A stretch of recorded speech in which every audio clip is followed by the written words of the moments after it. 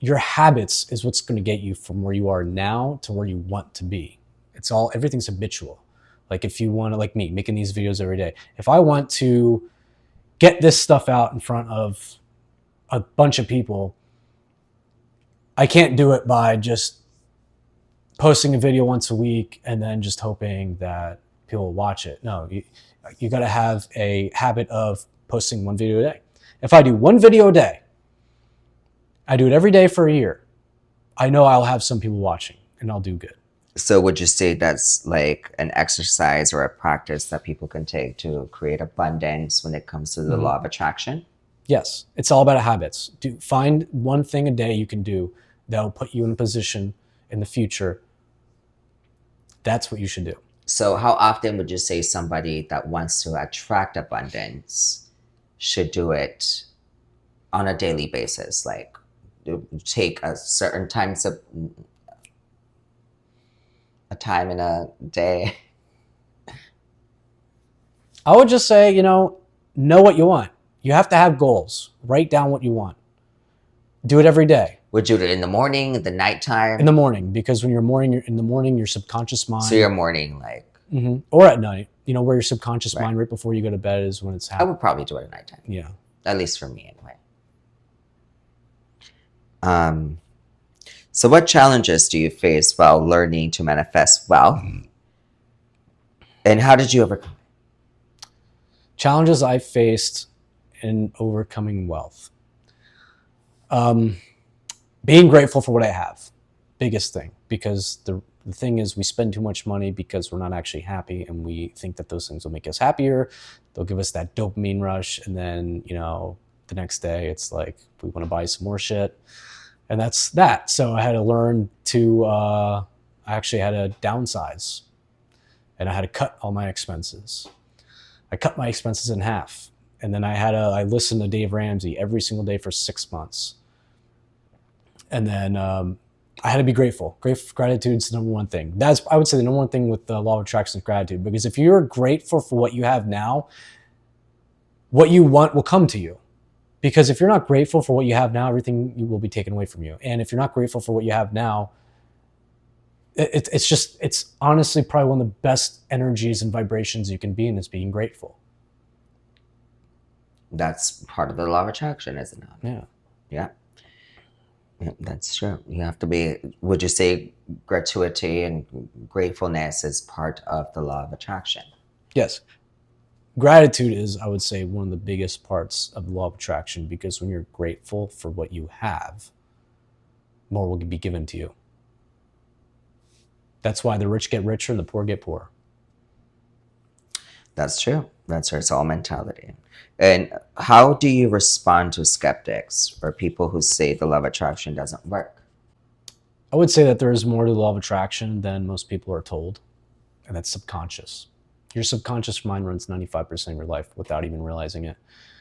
And it's really doing a disservice, not just to, the law of attraction, but to yourself, to be like, oh, it doesn't work because it didn't work for me. Well, if you have that thought process, that's why it didn't work for you. And wasn't law of attraction also in the Bible? Most of the stuff you have today comes from those ancient texts, like the Bible. There was something before the Bible. I forget what Ethiopian Bible was before the Bible. All this stuff nothing's original. This stuff's existed for thousands of years. We're just in the information age where we have access to all this stuff. Like, there's no one holding this information back anymore. And the problem is, there's so much information out there, people just don't know how to use it. That's the thing. You could give someone the secret to life, and it wouldn't mean anything to them because they have their own belief systems. And, if it doesn't work for them, then they're not going to use it. And people just don't do things the right way in that. Well, I mean, we're living in the age of technology, and I feel like because we are living in the age of technology, we have a lot of access to a lot of information. And, when we go backwards, the reason why the civilizations have survived so long, because I feel like the law of attraction was involved. Oh, absolutely. Yeah. There's laws of secret societies that have law of attraction, but now it's out for the masses. What are the most common mistakes or blocks you see people have when trying to manifest money? When you're focusing on what you want, but you don't believe it, that's why. So the other thing is, you don't get what you want, you get who you are. When you're focusing on lack of money, that's what you get. Just because you're saying, I want $10,000, but you know you're not going to get $10,000 and you don't feel that way, that's why. Because again, your subconscious mind runs everything. It runs 95% of your life. You get who you are, not what you want. You got to become that person. You got to be grateful. You got to go out and get that. You don't just have wishful thinking and be like, oh, I want $10,000. It doesn't work that way. So basically, you're saying you can't just say that you want $10,000. You have to believe that you're going to get the $10,000. Yeah, you have to believe it, and then you have to do the action part Right. into getting it. Right. And so if you have something that you're passionate about, do that. Whatever you're passionate about and that makes you super happy, go after that. And the law of attraction will take everything to help you get that. And you just got to be persevere and know it will happen. And know it as if it has already happened. Right. That makes sense. So for those who's just starting their journey when it comes to the law of attraction, what's the most important first step in practicing the law? First step in practicing the law of attraction is find out what you want and then figure out who you are as a person. Because you got to know who you are. I got to know who Jeremy is. I got to know who Jeremy is. If I don't know who Jeremy is, how will the universe know what I want? How will the universe give me what I want if I don't know who I am? So could you give an example of how you got to that? Got to what? Believing, that you can manifest and use the law of attraction and be as confident as you are right now. I quit substances. I was a substance abuser for 6 years. If I can do that, I can do anything. Right. There's no way I should be where I am right now. Never in a million years would I think that I'd be in a position where I'm at. I thought I was like, well, that's just life. I'm going to do this until I, pass away, and that's that. But until I found this, then, the floodgates are open. I can do anything I want.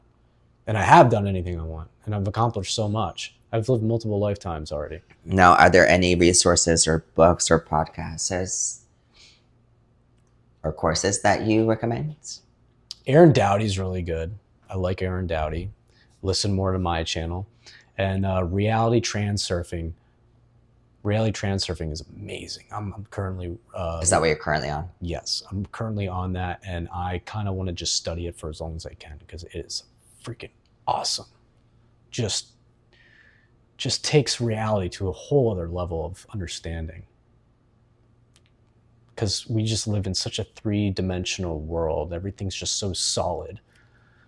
We live in the matrix. Yeah, we are in the matrix. This is just very fluid. Reality is really fluid.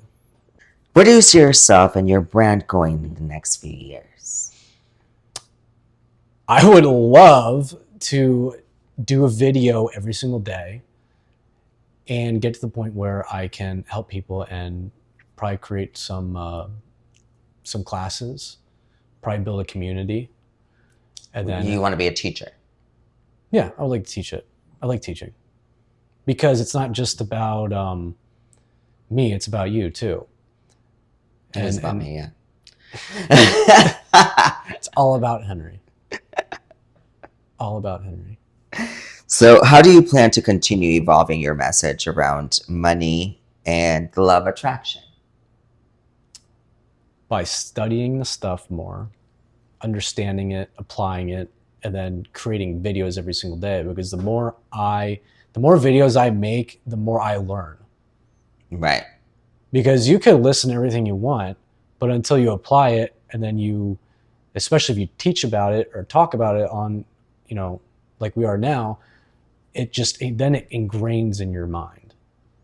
It does. And I feel like the more you talk about it, the more people will, learn from what you're saying. Hmm. You know what I mean? Especially when you've been in that field of manifesting stuff and using the law of attraction as a tool. Now, do you have a book on manifesting money that you recommend? But Dave Ramsey. Dave Ramsey. Dave Ramsey. Dave Ramsey is the most. And what makes you like him? He's practical. He's been doing it for 30 years. He's got everything to back it up. He's also got a net worth of $400 million. But yes, he's very well known in the financial industry, Yes. of course. But what do you like? A question: what's the difference between him and the typical billionaire that uses finances? Because I know Dave Ramsey isn't about using the credit cards, right? Yeah, Dave Ramsey is now about zero debt. Right. Where a typical millionaire, billionaire will use debt to their advantage. So what would you say is what makes them different? I'm talking about everyday people, right? It's not even just about everyday people. It's about anybody. Because yeah, everyone gets in debt. Everyone has credit cards. Yeah. Because debt is risk. Debt is risk at the end of the day. And Dave Ramsey is proven. So you think people should not have credit cards? If you want a credit card, that's up to you. I have credit cards. I only use it when I rent a car or I go to a hotel. But besides that, I don't use credit card because it's so easy to run up that credit card because it's literally proven. They talk about how if you use a credit card, you statistically are going to spend more money using a credit card than when you do your debit card or cash. But what if you pay it right away? Yeah, well, there's a lot of people who do that, but there's a lot of people who don't do that. Very rarely people do that. Yeah. It's just so much easier. Because I've done it, personal experience, and I have friends. Next thing you know, you're in $10,000 in credit card debt, and you're like, why am I here? Because it's behavior-based. It's behavior-based. Everything's behavior-based. The credit card companies are the most marketed, credit cards are the most marketed object on the planet ever in history of humankind. I think they spent like $20 billion last year on marketing. That's wild. So what is the biggest lesson you've learned on your manifestation journey? You attract who you are, not what you want. You attract, and define that. What do you mean by you attract who you are? You attract who you are. You got to understand who Jeremy is. Who am I? Because if you want something, the act of wanting it proves that you don't have it. Therefore, you're actually blocking yourself from getting it. Well, thank you guys for listening. And until next time, see you later.